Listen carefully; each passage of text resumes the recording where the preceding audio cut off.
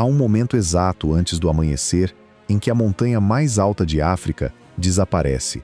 Não porque a escuridão a oculte, mas porque a nuvem se fecha sobre ela como uma mão que aperta. O céu abaixo ainda tem cor, laranja sujo no horizonte, violeta acima, preto puro no zênite. Mas o Kilimanjaro, que há um momento era uma silhueta sólida, de 5.895 metros contra as últimas estrelas, sumiu. Está lá, enorme, inamovível, mas invisível. Como se a montanha decidisse, toda noite, retirar-se da conversa. Depois o sol sobe, e quando os primeiros raios tocam o glaciar do cume, a montanha reaparece de repente, branca e fria no topo, verde escura nas encostas, e tão grande que o olho demora um segundo para entender o que está vendo. Um vulcão extinto que se eleva das planícies da Tanzânia a 5 quilômetros de altura, da savana à neve em linha reta, sem pausa, sem cordilheira ao redor, apenas ele, sozinho.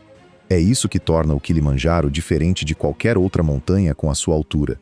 Está só na planície. E essa solidão tem consequências que há milhões de anos se acumulam na forma de ecossistemas empilhados um sobre o outro, cada um com as suas próprias regras, seus próprios habitantes, sua própria lógica de sobrevivência. Bem-vindos ao Kilimanjaro, uma montanha que contém 5 mundos distintos dentro de um só, e onde a vida aprendeu a negociar com a altitude de formas que a ciência ainda está tentando decifrar. A pergunta que vertebra este lugar tem 2 palavras: quem e como. Quem vive aqui é a parte fácil, a parte difícil é a segunda.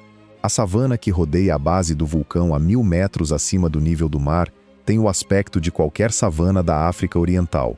Capim amarelo e alto, onde o vento desenha ondas, acácia de copa plana projetando sombras em forma de guarda-chuva, poeira vermelha que o gado dos Masai levanta ao amanhecer quando conduz os animais ao primeiro pasto do dia. Termômetro entre 28 e 35 graus ao meio-dia, sol direto 9 meses por ano.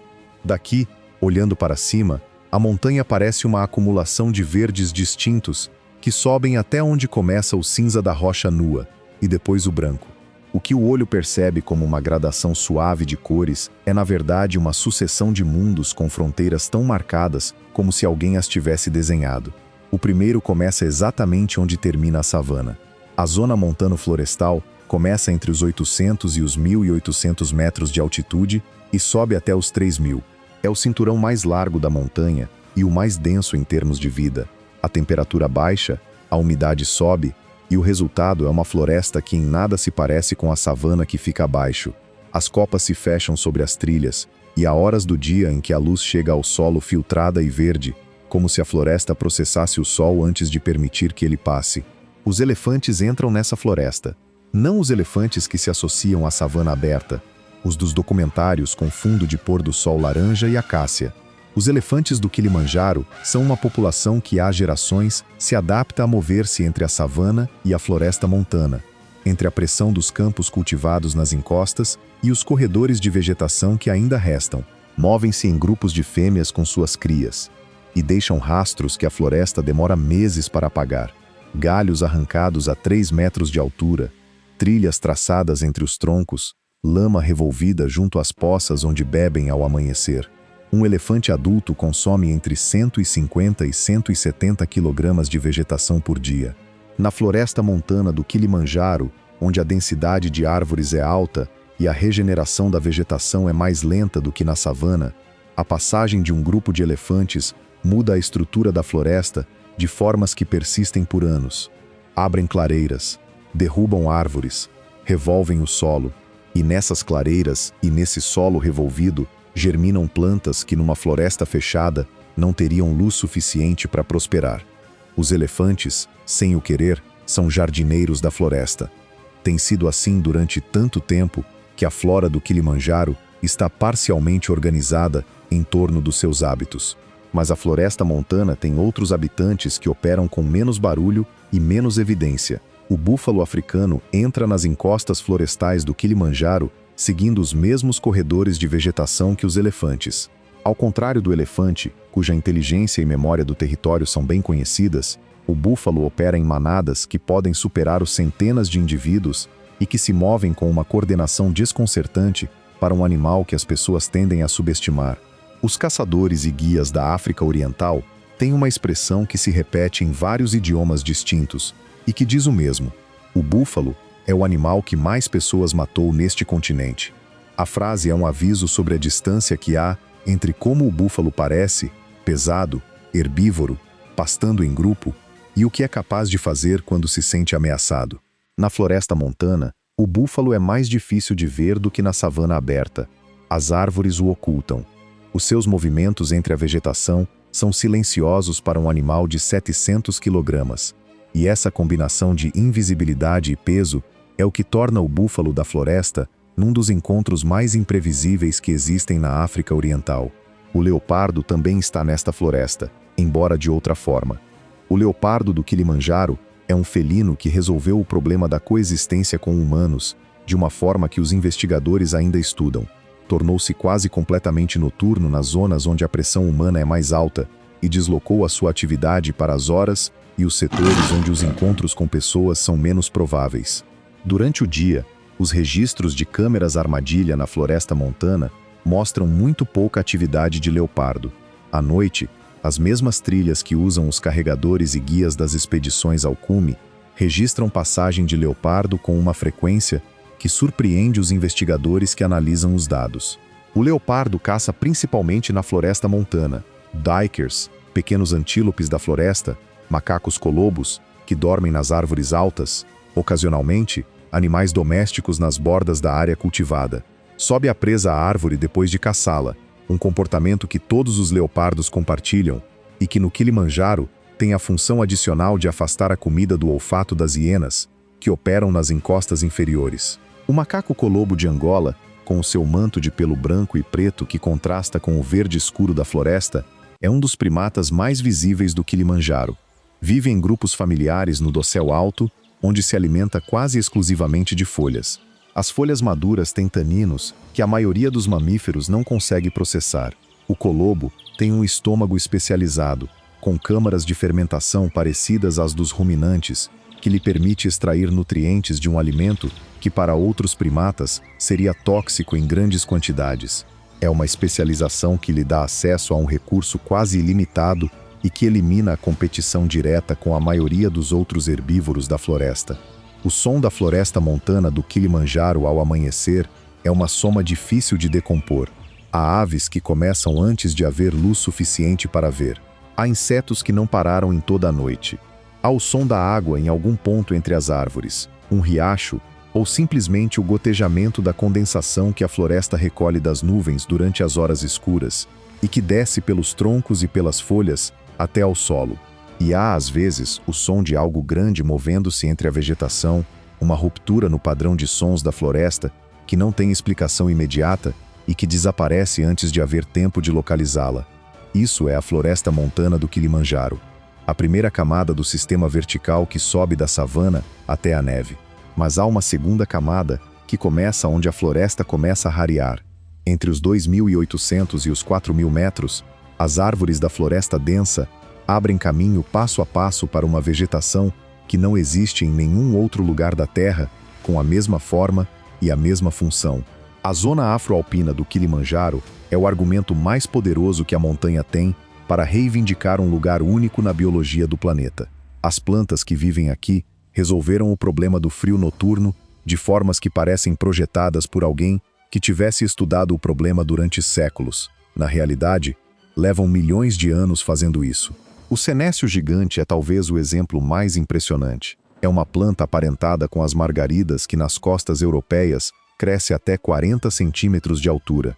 Na zona afroalpina do Kilimanjaro, onde a temperatura pode cair abaixo de zero todas as noites do ano, o senécio cresceu até se tornar uma árvore de até 10 metros de altura. O tronco está coberto de folhas mortas que não caem. Formam uma camada de isolamento que protege os tecidos vivos do interior do frio noturno. As folhas ativas se dobram sobre a gema terminal ao anoitecer, como uma mão que fecha o punho, e se abrem de novo ao amanhecer quando a temperatura sobe. É uma planta que inventou o seu próprio sistema de aquecimento. A lobelia gigante faz algo parecido, mas diferente. As suas folhas formam uma roseta fechada no centro da qual se acumula água, que, quando a temperatura cai durante a noite, congela sobre a gema central e a protege como uma capa de gelo. A água, ao congelar, libera calor. A lobelia usa a física de mudança de estado da água como cobertor. Nenhuma dessas soluções foi inventada por nenhum engenheiro. A seleção natural as encontrou a partir do fato de que os indivíduos com folhas que se dobravam um pouco melhor sobreviviam a invernos ligeiramente mais frios e deixavam mais descendência. Multiplicado por milhões de anos e por centenas de milhares de gerações, o resultado é o que vemos na zona afroalpina. Plantas que parecem projetadas para um problema concreto, porque, de certa forma, estão. O corvo de pescoço branco aninha nesta zona. É um corvídeo, aparentado com os corvos e as gralhas da Europa e da Ásia, e partilha com eles a característica que os cientistas do comportamento animal documentam há décadas: uma inteligência que parece desproporcional para uma ave. Os corvos reconhecem rostos humanos e lembram os indivíduos que os ameaçaram anos após o encontro. Resolvem problemas com ferramentas. Entendem o conceito de causa e efeito em experimentos de laboratório melhor do que muitos mamíferos. O corvo de pescoço branco do Kilimanjaro não é tão estudado quanto os seus parentes de latitudes temperadas, mas o seu comportamento na zona afroalpina, onde aproveita os acampamentos dos montanhistas para explorar mochilas e subtrair alimentos com uma persistência e uma metodologia que chamam a atenção, sugere um animal que aprende rápido e adapta o seu comportamento às circunstâncias. O serval, um felino de tamanho médio com patas longas e orelhas grandes, opera também na faixa entre a floresta montana e a zona afroalpina.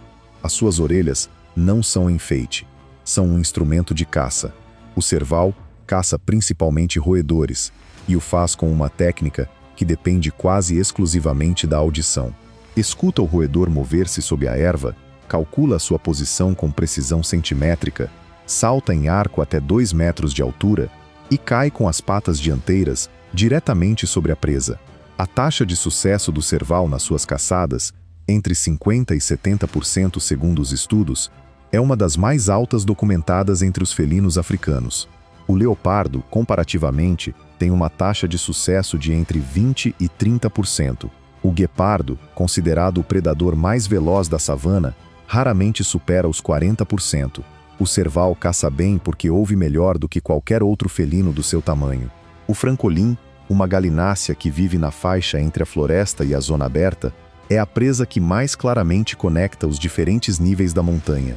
Caçam-no o serval na zona de transição, o leopardo quando sobe da floresta e as rapinas que patrulham a zona afroalpina pelo ar. O aguilhão de Montagu, o francelho de Aires, o búteo montanhês, rapinas que aproveitam a visibilidade das encostas abertas para detetar presas de alturas que na floresta não fariam sentido. Subir a 4.000 metros no Kilimanjaro é entrar num ambiente onde a maioria dos mamíferos da savana não consegue funcionar. O ar tem 30% menos oxigênio do que ao nível do mar. A radiação ultravioleta é mais intensa porque há menos atmosfera para filtrá-la. As oscilações térmicas entre o dia e a noite podem superar os 30 graus em poucas horas, e a vegetação, cada vez mais dispersa, oferece menos refúgio e menos alimento. E ainda assim, a vida. O írax de rocha, um mamífero que à primeira vista parece uma marmota grande, mas que na realidade é o parente vivo mais próximo do elefante, uma dessas conexões evolutivas que a biologia produz e que demoram um momento para ser assimiladas, vive nas fendas e acumulações de rocha da zona alpina alta. A sua aparência engana. O írax tem nas suas patas almofadas com capacidade de sucção que lhe permitem escalar superfícies rochosas quase verticais. Os seus pulmões processam o ar rarefeito da altitude com uma eficiência que os fisiologistas continuam estudando. E tem uma característica de termorregulação que o torna único entre os mamíferos do seu tamanho nesta altitude. Pode permitir que a sua temperatura corporal caia significativamente durante as noites frias, reduzindo o seu gasto energético, e recuperá-la aquecendo-se ao sol da manhã nas rochas orientadas a leste. O írax de rocha nas alturas do Kilimanjaro é um animal que encontrou a forma de existir num ambiente onde, pelo seu tamanho e fisiologia, não deveria conseguir fazê-lo. O leopardo sobe até aqui, não sempre, não todos os indivíduos. mas há registros documentados de leopardo a mais de 5.000 metros no Kilimanjaro. O caso mais conhecido foi encontrado congelado perto do cume há décadas, imortalizado por Ernest Hemingway na abertura de um dos seus contos mais conhecidos, e a pergunta que a literatura deixou em aberto: o que buscava o leopardo a essa altitude? A ciência ainda não respondeu de todo. A explicação mais provável é que os leopardos sobem seguindo os írax e as aves da zona alpina, e que alguns indivíduos, provavelmente jovens em dispersão em busca de território, se aventuram em altitudes que superam as suas possibilidades de sobrevivência antes de poder regressar. A montanha cobra às vezes esses erros. Acima dos 4.500 metros, a vegetação desaparece quase por completo. A zona se chama Zona Ártica ou Deserto Alpino, e o nome é exato. As condições são tão extremas que a colonização vegetal se reduz a líquenes sobre a rocha, musgos nas fendas onde se acumula alguma umidade e nada mais. A temperatura de dia pode atingir 20 graus sob radiação solar direta. A temperatura de noite cai rotineiramente a -10, -15, às vezes mais. Não há mamíferos permanentes nesta zona. Não os há porque não podem sê-lo. Não há alimento suficiente nem refúgio suficiente para sustentar uma população residente de nenhum mamífero conhecido. O que há são visitantes. Aves que passam, insetos arrastados pelo vento de zonas mais baixas, e a presença ocasional do leopardo em dispersão que já mencionamos. E depois estão os glaciares. Os glaciares do Kilimanjaro vêm recuando desde o início do século XX. As imagens históricas do cume de há 100 anos mostram uma cobertura de gelo que se estendia em blocos maciços acima dos 5.000 metros. As imagens atuais mostram fragmentos do que foram esses glaciares. Blocos de gelo vertical de bordas recortadas, separados entre si, que persistem porque a sua massa ainda é suficiente para manter a temperatura interior abaixo do ponto de fusão, mesmo que o ar ao redor esteja acima de zero. Os estudos mais recentes projetam que os glaciares do Kilimanjaro desaparecerão antes de meados deste século. Alguns projetam datas anteriores a 2040. A incerteza nas projeções é alta porque o comportamento dos glaciares tropicais de alta montanha depende de variáveis que os modelos climáticos ainda não capturam bem. Mas a direção é clara e há décadas. O que o desaparecimento dos glaciares significa para os ecossistemas inferiores do Kilimanjaro é uma pergunta que os ecólogos levam anos tentando responder com os dados disponíveis. O glaciar não alimenta diretamente os rios que descem pelas encostas, como ocorre nos Andes ou no Himalaia. A água que desce pelo Kilimanjaro vem principalmente da chuva e da condensação da floresta montana, não do degelo glaciar. Nesse sentido, o desaparecimento dos glaciares não tem o impacto hidrológico imediato e catastrófico que tem noutras regiões do mundo. Mas os glaciares do Kilimanjaro importam por outras razões. São o símbolo mais visível da mudança climática no continente africano. O seu estado é o indicador que mais cidadãos, mais governos e mais organizações internacionais usam para falar do aquecimento em África, e são o termômetro mais óbvio de algo que está ocorrendo em toda a montanha, não apenas no cume, o deslocamento altitudinal das zonas climáticas. As zonas climáticas do Kilimanjaro estão subindo. O limite inferior da floresta montana, onde a savana cede lugar às primeiras árvores densas, está agora 100 metros acima de onde estava há 50 anos em alguns setores da montanha. O limite superior da zona afroalpina, onde os senécios gigantes e as lobélias dão lugar à rocha nua, também está subindo. A zona de vida de cada espécie está se comprimindo para cima, para um espaço cada vez menor, em direção a um cume que tem um tamanho fixo. Para os animais que vivem na faixa mais alta da zona afroalpina, não há mais acima para onde ir. O írax de rocha que vive a 4.000 metros pode, em teoria, subir a 4.200 se o clima esquentar e a sua zona de conforto subir. Mas se o aquecimento continuar, chegará a um ponto em que não haverá mais altitude disponível para ele no Kilimanjaro. A montanha tem um cume, e o cume já está ali. Este fenômeno, que os biólogos chamam de extinção por compressão de habitat ou simplesmente extinção climática, é um dos mais difíceis de mitigar porque não depende de proteger uma área, de evitar a caça ou de restaurar a vegetação. Depende de parar o aquecimento. E o aquecimento não o para nenhuma política de conservação local. Descendo da zona ártica em direção às florestas, a história do Kilimanjaro torna-se menos abstrata e mais imediata. As florestas do sul e do leste da montanha, onde as precipitações são mais abundantes graças aos ventos do Índico, são as mais ricas em termos de biodiversidade. São também as mais pressionadas pela atividade humana. As encostas do Kilimanjaro são um dos territórios agrícolas mais produtivos da Tanzânia. O café de altitude, a banana, o milho, cultivam-se em terraços que sobem até os 1.800 ou 2.000 metros em alguns setores. A fronteira entre o campo cultivado e a floresta protegida é, em vários pontos, uma linha que se pode cruzar em 10 passos. E essa linha a cruzam os animais regularmente. Os elefantes que durante a noite estão no interior da floresta protegida podem amanhecer nas culturas dos agricultores que vivem no limite. Os búfalos fazem o mesmo. O dano que um grupo de elefantes pode causar numa noite num campo de milho ou de bananas é devastador para uma família que depende dessa colheita para se alimentar e pagar a escola dos filhos. O conflito entre as populações humanas que vivem nas encostas do Kilimanjaro e os animais selvagens do parque é um dos problemas de conservação mais complexos da África Oriental, precisamente porque as duas partes têm razão ao mesmo tempo. O agricultor que perde a sua colheita tem razão em estar furioso. O elefante que usa o corredor de vegetação que usou durante séculos antes de os campos aparecerem também tem razão, ainda que não nos termos em que usamos essa palavra para os humanos. A resolução desse conflito, onde existe, passa por soluções que não são simples nem baratas. Corredores de vegetação que mantenham a conectividade entre o parque e as florestas circundantes sem passar pelos campos. Sistemas de alerta precoce que avisam os agricultores quando os elefantes se aproximam. Compensações econômicas pelos danos. Diversificação de culturas para espécies que os elefantes não consomem. Nenhuma dessas soluções funciona sozinha. Todas requerem financiamento, vontade política e tempo. Tempo que os ecossistemas do Kilimanjaro, sob a pressão simultânea da mudança climática e do crescimento demográfico das comunidades circundantes, têm cada vez em menor quantidade. Mas há algo que o Kilimanjaro tem que a maioria das montanhas protegidas do mundo não tem na mesma medida. É um símbolo. O cume nevado de um vulcão equatorial, a imagem de neve sob o sol africano, é uma das imagens mais reconhecíveis do planeta. E os símbolos têm poder.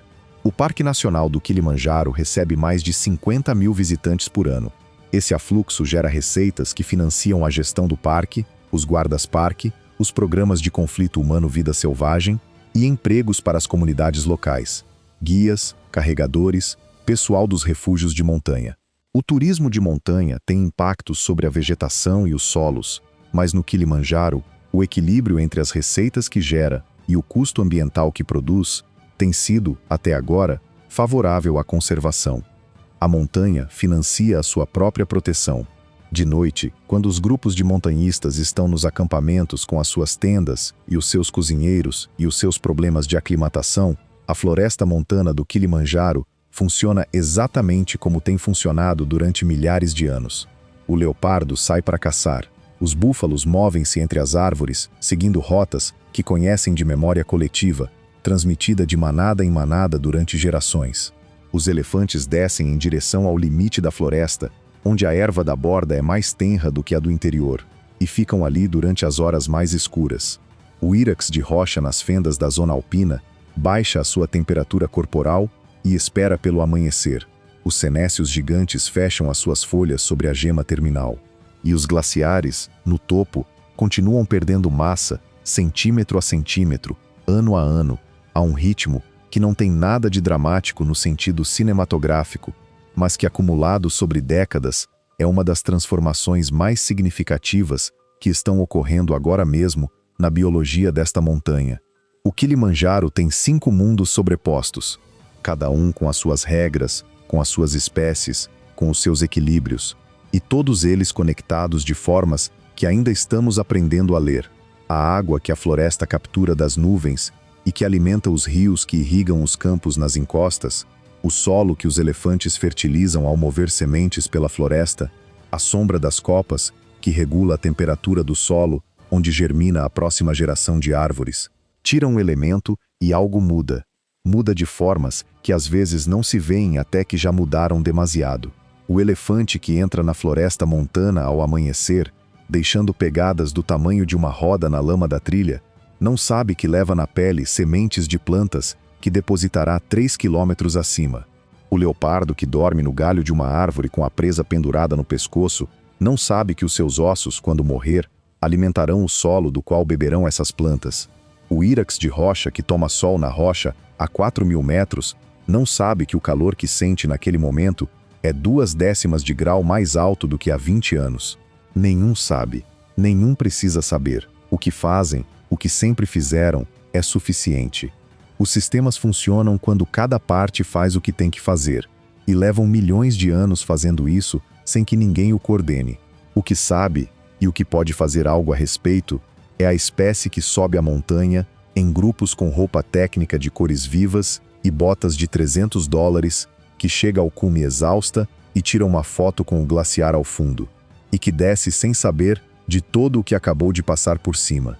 Porque o que acontece no Kilimanjaro, os 5 mundos sobrepostos, os elefantes e o leopardo, e os cenécios gigantes, e o írax de rocha, e os glaciares que diminuem, acontece silenciosamente, sem audiência, sem urgência aparente, a um ritmo que não coincide com o dos títulos, nem com o dos ciclos eleitorais. Mas acontece, e a montanha, que existe há muito mais tempo do que qualquer olhar humano capaz de contemplá-la, continuará existindo com ou sem glaciar no cume, com ou sem elefantes na floresta, com ou sem o canto dos colobos entre as árvores ao amanhecer. A questão é com o que. O leopardo esta manhã desceu da árvore antes do amanhecer, deixou os restos da sua presa pendurados numa forquilha entre 2 galhos e afastou-se pela floresta em direção ao norte. As pegadas na lama da trilha dizem que pesava entre 40 e 50 quilogramas, que tinha o coxim da pata esquerda levemente assimétrico, marca de uma cicatriz antiga ou de um adulto com desgaste diferencial nas patas. O que fazia na floresta na noite passada, ninguém sabe com certeza. O que fará esta noite, também não. E nessa incerteza, nesse espaço entre o que sabemos e o que acontece quando apagamos as luzes, está tudo o que ainda resta aprender sobre a montanha mais alta de África. Mas voltemos à floresta, porque a floresta do Kilimanjaro tem camadas que ainda não abrimos. O cinturão de névoa que envolve a montanha entre os 2.000 e os 3.000 metros é uma das chaves do sistema. As nuvens que chegam do Índico, carregadas de umidade, chocam contra as encostas orientais e meridionais da montanha e condensam-se. O que no mapa meteorológico aparece como precipitação é na verdade algo mais. A floresta captura a umidade das nuvens, mesmo quando não chove. As folhas, os galhos, os líquenes que cobrem a casca das árvores mais velhas funcionam como coletores. A água que pinga do dossel ao solo numa floresta de névoa pode equivaler a metade ou mais da precipitação medida por um pluviômetro convencional. Essa água invisível, a que a floresta extrai das nuvens por contato, alimenta os rios que descem pelas encostas e irrigam os campos das comunidades ao pé da montanha. As comunidades que dependem desses rios para beber, para irrigar suas lavouras e para manter seus rebanhos, dependem, portanto, de que a floresta da montanha continue funcionando. A floresta produz água. A água tem valor. Por isso, a floresta tem um valor econômico direto para as pessoas que vivem nas encostas. Um argumento que nas negociações sobre o manejo do parque se mostrou mais persuasivo do que décadas de argumentos sobre biodiversidade. Além dos elefantes e dos búfalos, a floresta montana tem uma fauna de mamíferos de médio porte que tende a passar despercebida nos documentários, mas que estrutura o ecossistema de formas silenciosas e indispensáveis. A civeta africana, um mamífero noturno do tamanho de um gato grande com padrões de cor em preto e branco e uma glândula que produz uma secreção usada por séculos na perfumaria, move-se pelo chão da floresta comendo frutos, insetos, pequenos vertebrados e carniça, com uma promiscuidade dietética que a torna um dos dispersores de sementes mais eficazes da floresta. A civeta come frutos e defeca as sementes a distâncias de até vários quilômetros da árvore original. Numa floresta, onde muitas plantas dependem de animais para dispersar suas sementes, a civeta é um elo que passa despercebido, mas que mantém a conectividade genética entre populações de plantas separadas por centenas de metros de floresta. A mangusto anã, o mamífero carnívoro mais pequeno de África com apenas 200 gramas de peso, Vive em grupos familiares nos afloramentos rochosos e nos troncos ocos da floresta montana baixa. Os grupos têm uma estrutura social elaborada, com indivíduos que atuam como sentinelas enquanto os demais buscam alimento, e com sistemas de comunicação vocal que os investigadores catalogaram em dezenas de chamadas distintas com significados específicos: predador aéreo, predador terrestre, perigo iminente, fim do alerta. A mangusto anã come principalmente insetos, aranhas, escorpiões e pequenos lagartos. Nos setores da floresta, onde a sua densidade é alta, as populações de escorpiões estão reguladas de formas que os investigadores conseguiram documentar.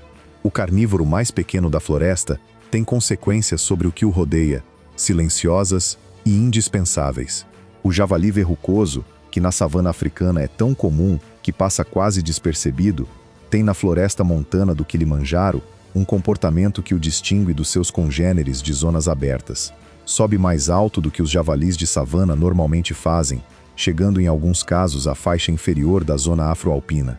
Come bulbos, raízes e carniça com a mesma eficiência com que o faz na planície, mas na floresta, a sua atividade de fuçar tem um efeito no solo que alguns investigadores consideram positivo para a regeneração de certas plantas e que outros consideram perturbador para os solos florestais mais delicados. O debate sobre o papel do javali na floresta montana é um exemplo de algo maior: a dificuldade de separar os efeitos dos diferentes atores num ecossistema onde tudo interage com tudo. Mas o quadro que emerge do Quilimanjaro após décadas de investigação é coerente.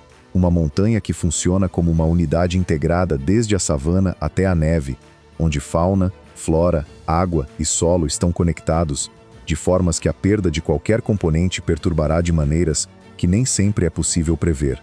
As aves da floresta montana merecem um capítulo adicional porque são, em termos de diversidade, o grupo mais rico da montanha. O Quilimanjaro está na região que os ornitólogos chamam de Terras Altas da África Oriental, uma área de extraordinária diversidade aviária que inclui dezenas de espécies endêmicas ou quase endêmicas, aves que não se encontram em nenhum outro lugar do mundo ou que têm neste sistema montanhoso uma das suas poucas populações viáveis. O beija-flor de peito escarlate alimenta-se do néctar das flores da floresta montana. O seu bico curvo está adaptado à forma exata das flores de que depende, e essa dependência é tão antiga que a flor e o bico convergiram mutuamente.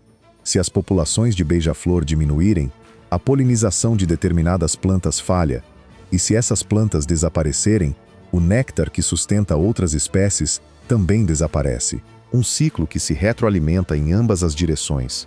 O turaco de Fischer, endêmico das terras altas da África Oriental, tem uma das plumagens mais impressionantes da floresta, um corpo verde brilhante com uma crista vermelha no topo e uma mancha vermelha viva nas asas, que só é visível quando voa. O vermelho das suas penas provém de um pigmento que contém cobre, a turacina, que é única entre as aves e que o turaco produz internamente, em vez de a obter da dieta, como fazem a maioria das aves com cores chamativas. O turaco come frutos e é um dos dispersores de sementes mais importantes da floresta.